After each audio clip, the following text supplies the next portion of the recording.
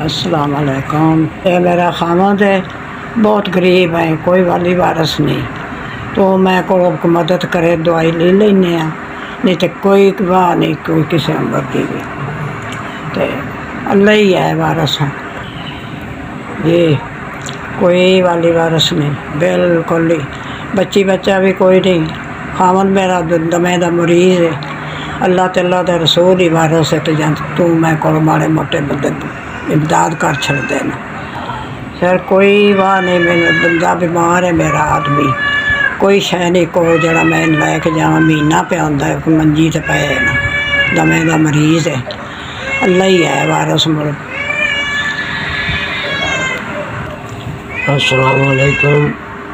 सरकार, मैं हबीब हाँ, 80 साल की उम्र हो गई है, दमे का मरीज़ हाँ।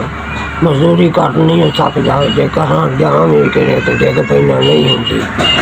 तो बच्ची बच्चा है नहीं तो अपनी बीमारी तो लम्मा पिया मैं कोई कमदार कर छे तो ठीक है, लोग ही चोने तो कोई नहीं पिया रही है। इन्ना कोल पैसा नहीं मैं डॉक्टर को जो के दवाई ले आई।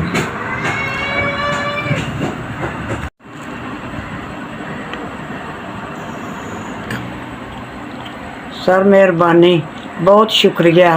तुसा 5000 साढ़े को आ गया। माड़े बंदे अपनी दवाई दारू करांगे।